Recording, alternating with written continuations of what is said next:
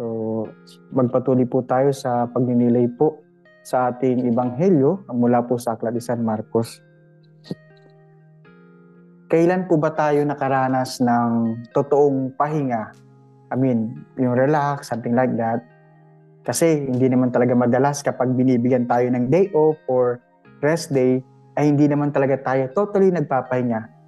Siguro minsan pupunta tayo sa pasyalan or galaan, or kung minsan pumunta tayo kasama nating mga kaibigan o yung mga tinatawag nating mga kumarites. Naniniwala po ako na majority or may iilan po dito, kundi naman po lahat, ay totally hindi naman talaga nakapagpapahinga. Bakit? Sapagkat para sa kanila, marami pa silang dapat alalahanin o mga gampanin na dapat unahin. Minsan nga po nang may nakausap ako na isang ordinaryong empleyado ng kumpanya, tinanong ko siya kung bakit hindi siya nag-day off ngayong araw, gayong holiday naman. Pero ang sagot niya sa akin ay, ano yung day off? Pero batid ko naman na alam niya ang tinutukoy ko, pero lamang niya itong sinabi sa akin o sumagot siya.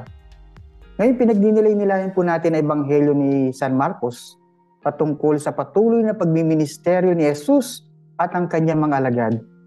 Sila ay inatasan na magturo, magpagaling na may sakit, magpalayas ng demonyo, at ipalaganap ang paghahari ng Diyos. Kaya't nang muli silang magtagpo ni Jesus at ng mga alagad, ay agad niyang sinabi, tayo na sa isang lugar para mapag-isa tayo at makapagpahinga ng kaunti. Dahil sila, ang mga alagad at si Jesus, ay yaong nangangailangan ng lubos na pahinga. Bakit? Dahil sa bigat ng kanilang gampanin na iniatang sa kanila. At ito rin po ang paanyaya sa atin, sa ating lahat, ang magpahinga. At alam natin na ito ay kailangan ng ating katawan. Pero may malalim palang nais ipaiwatig sa atin si Jesus. Ukol dito. Dahil hindi lang naman ang pisikal na pahinga ang tinutukoy niya, kundi ang espiritual na pahinga.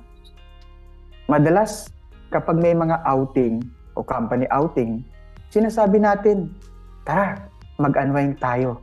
Tara, mag-relax tayo. Pero ang katotohanan ay hindi naman. Bakit?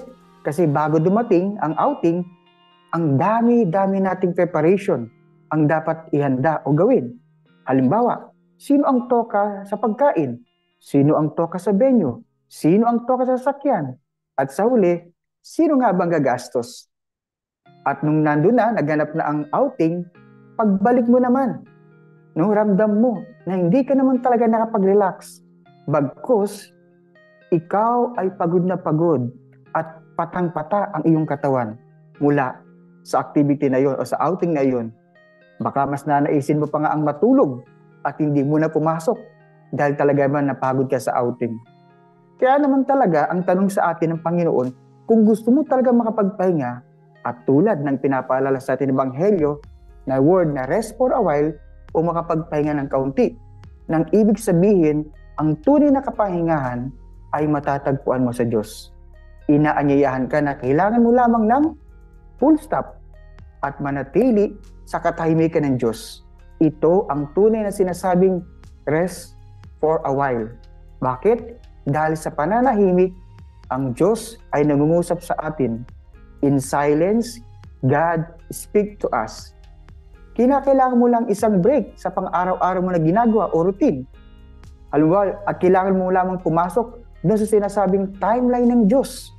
At kailangan mo rin na muling kumonekta sa Kanya, katulad ng Wi-Fi, para magpatuloy ang inyong conversation o kamustahan. Pero meron siyang mga kaunting kahilingan para sa iyo. Una, kailangan mong ilayo or completely you have to turn off your cellphone. Sabi nga, para walang distraction. Pangalawa, pakiramdaman mo ang kalikasan, the nature. Dahil sabi nga ni Pope Francis, this is our common home. Dapat nakakonek ka pa rin sa mundo. At hindi ka lumalayo, kumbaga hindi ka lutang. Ibig sabihin, hindi ka dapat malayo sa mga nilikha. Ikatlo, you have to compose yourself at ilagay ang sarili upang kausapin ang Diyos. Tandaan natin, kapatid, hindi naman talaga malayo ang Diyos sa atin, kundi patuloy niya mga tayong inaabot kung ano man ang ating ginagawa sa pang-araw-araw. Kaya ito rin ay pinapakita ng Ebanghelyo, ang habag at awa ng Diyos sa kanyang mga likha. Kaya't marahil ay nasambit niya sa kanila na para silang mga tupang walang pastol. Pero kung papansinin niyo, ang mga taong ito ay nananabik na makita si Jesus at makapakinig ng kanyang turo at aral. Sabi niya, para silang nauuhaw sa salita ng Diyos. Kaya naman, kapatid, ang Panginoon ang tunay na pastol at pahinga ng lahat, sapagkat ang mabuting pastol ay handang mag-alay ng buhay para sa kanyang tupa.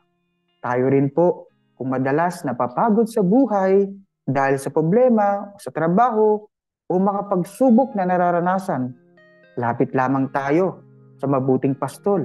Lapit tayo sa Diyos dahil doon natin matatagpuan ang tunay na kapangyarihan at hindi sa mundong ito. Wika nga ni San Agustin, "My heart is restless until it rests in you." Ang puso ko'y tigib o puno ng pagod hanggang sa ito ay humimlay sa iyo. Ito ang paanyaya sa atin sa ang imbitasyon ng Ebanghelyong ito na ang kapangyarihan ng ating puso ay sa piling lamang ng Diyos. Nawa, kapatid, ngayong gabi ay tunay mong masumpungan ang kapahingahan sa piling ng Diyos. Amen.